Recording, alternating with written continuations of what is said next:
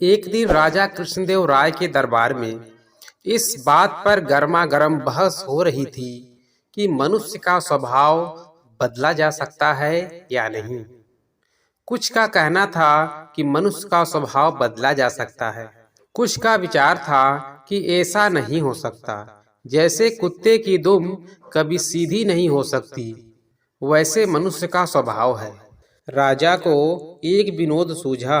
उन्होंने कहा, बात यहाँ पहुंची कि अगर कुत्ते की दुम सीधी की जा सकती है तो मनुष्य का स्वभाव भी बदला जा सकता है, नहीं तो नहीं बदला जा सकता।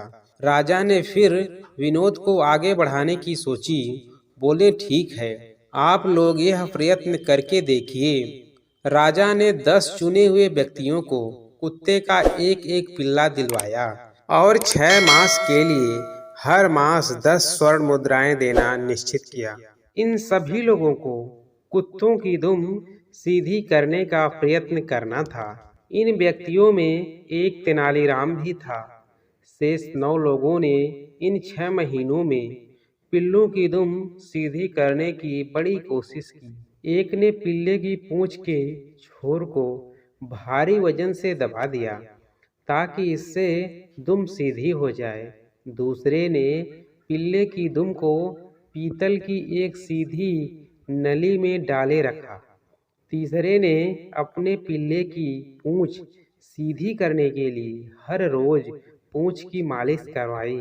छठे सज्जन कहीं से किसी तांत्रिक को पकड़ लाए जो कई तरह से उठपटांग वाक्य बोलकर और मंत्र पढ़कर इस काम को करने के प्रयत्न में जुटा रहा। 7वें सज्जन ने अपने पिल्ले की शल्य चिकित्सा यानी ऑपरेशन करवाया।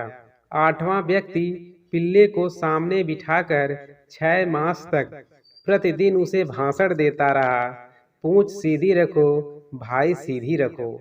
9वां व्यक्ति पिल्ले को मिठाइयाँ खिलाता रहा कि शायद इससे यह मान जाए और अपनी पूंछ सीधी कर ले। पर तेनालीराम पिल्ले को इतना ही खिलाता जितने से वह जीवित रहे। उसकी पूंछ भी बेजान सी लटक गई, जो देखने में सीधी ही जान पड़ती थी। 6 मास बीत जाने पर राजा ने 10 पिल्लों को दरबार में उपस्थित करने का आदेश दिया। 9 व्यक्तियों ने हट्टे कट्टे और स्वस्थ पिल्ले पेश किए। जब पहले पिल्ले की पूंछ से वजन हटाया गया तो वह एकदम टेढ़ी होकर ऊपर उठ गई। दूसरे की दुम जब नली से निकाली गई, वह भी उसी समय टेढ़ी हो गई। शेष 7 पिल्लों की भी पूंछें टेढ़ी ही थी। तेनालीराम ने अपने अधमरा सा पिल्ला राजा के सामने कर दिया। उसके सारे अंग ढलक रहे थे। तेनालीराम बोला, महाराज, मैंने कुत्ते की दुम सीधी कर दी है। दुष्ट कहीं के, राजा ने कहा, बेचारे निरपराध पशु पर तुम्हें दया भी नहीं आई? तुमने तो इसे भूखा ही मार डाला। इसमें तो पूंछ हिलाने जितनी सख्त भी नहीं है। महाराज, अगर आपने कहा होता कि इसे अच्छी तरह खिलाया पिलाया जाए तो मैं कोई कसर नहीं छोड़ता, पर आपका आदेश तो इसकी पूंछ को स्वभाव के विरुद्ध सीधा करने का था, जो इसे भूखा रखने से ही पूरा हो सकता था। बिल्कुल ऐसे ही मनुष्य का स्वभाव भी असल में बदलता नहीं है। हाँ, आप उसे काल कोठरी में बंद करके उसे भूखा रखकर उसका स्वभाव मुर्दा बना सकते हैं।